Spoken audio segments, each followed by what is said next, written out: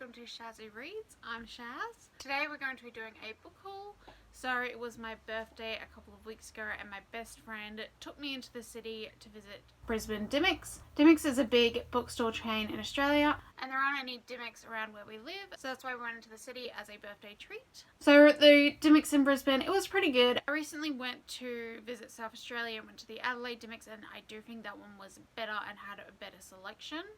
But it was pretty fun to go there. We also visited an independent bookstore called Pulp and that was really good. It was an independent bookstore that had a focus on like genre fiction, like particularly mysteries and crime fiction, but also fantasy and sci-fi.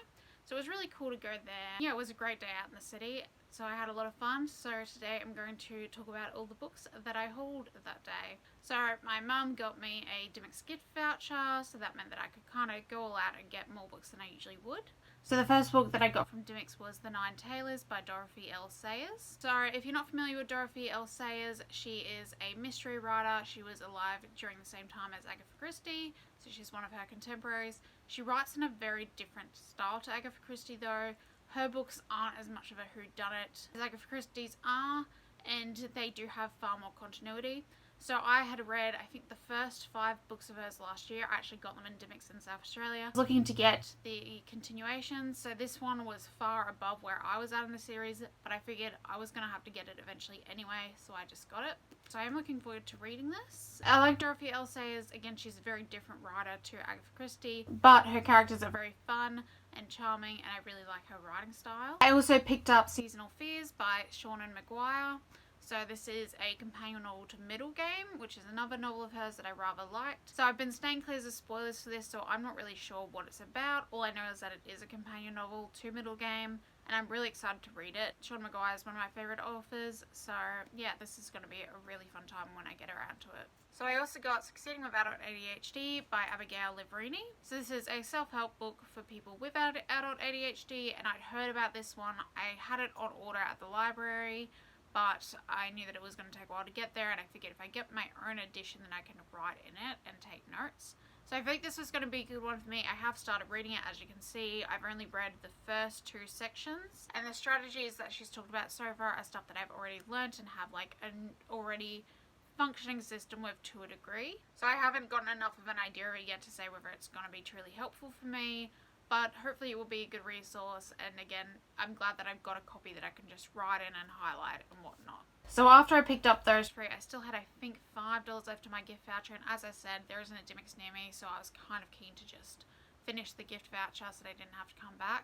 I was like just trying to find something else. One of my disappointments with Dymocks was that I couldn't find a whole lot of books by authors of colour. I think the only one that I really saw like being promoted there was Vera Walling's Unsolicited Advice for Murderers, and I knew that I had that one on the library waiting for me to pick up on Saturday, so I didn't want to get that one. And I was like trying to find something. There was another book, I can't remember what it was called, I hadn't heard of it before, but they had a signed copy of it, so I was kind of tempted about that. And I was looking at the manga section trying to find something that I wanted to get there, and I think I like looked it over like 5 times before I finally found one that I wanted to get, and that was Is Love the Answer by Uta Isaki. So I'd heard of this one, I knew that it had asexual rep, which is something that I'm always looking out for, and I was planning to get the ebook in Japanese, which is what I usually do for manga, but I saw it at the bookstore and I thought, why not? Even though manga is definitely more expensive in Australia than it is in Japan, and I'm pretty sure it's more expensive in Australia than it is in the US. I think this is because the American publishers have to pay licensing fees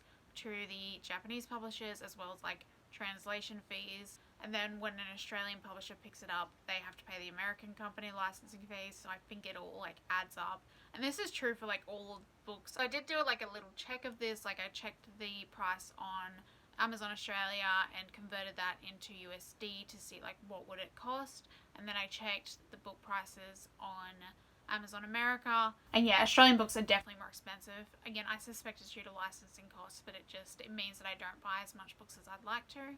But anyhow, I'm looking forward to reading this. Always love some asexual representation, particularly in manga, and I've heard good things about this, so hopefully this will be a fun time. I do know that there are some heavy themes in this, so I'm kind of waiting until I'm like in the right headspace for it, but I'm looking forward to reading it when I get around to it. And then we went to that independent bookstore called Pulp Fiction, which was fantastic because I found more Dorothy L. Sayers books. So that was fantastic because it meant that I didn't have to order these books online. So I got 5 Red Herrings, Murder Must Advertise, and Hangman's Holiday. Now I am missing one. I believe it's Havert's Car Case is the one that I'm missing, and I probably am going to have to buy that one. Usually I would just skip ahead, but I believe that one has Harriet Vine in it, who is Lord Peter. Whimsy, who is the protagonist of the series, that's his like love interest. So I want to make sure I read that one. It's actually a funny story because the first book that I read from Dorothy L. Sayers was Gaudy Night, which I'm told is her like most famous book, and like I was really not prepared for the amount of continuity that was in that book, and like it made me really want to go back and read it to see how Peter and Harriet's relationship started. So I can't really miss Havert's Car Case, so I am probably going to have to order that one online.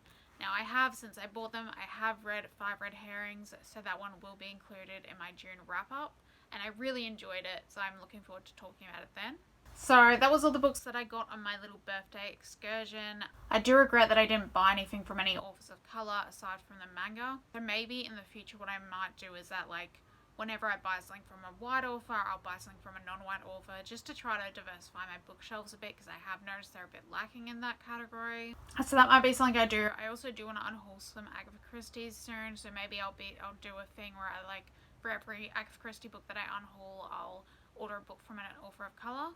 So like stuff like that might be something that I could do in the future. Try to increase the diversity on my bookshelves because I am kind of unsatisfied with that at the moment. So I hope you enjoyed this video. Subscribe, like the video, comment, whatever you want. I'm not sure what's going to happen next week because I am like starting a new job, which is very exciting and also very scary.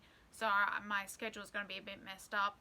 Hopefully I'll be able to film a wrap up for June and post that, but it might just be on a different day than I've been trying to make it. So I will put links to the bookstores that I visited in the description below. Hopefully you'll check them out, especially if you live in Australia. Pulp Fiction was a really cool bookstore to see. It's always nice to see independent bookstores. So if you're in Brisbane, do check them out. Bye now.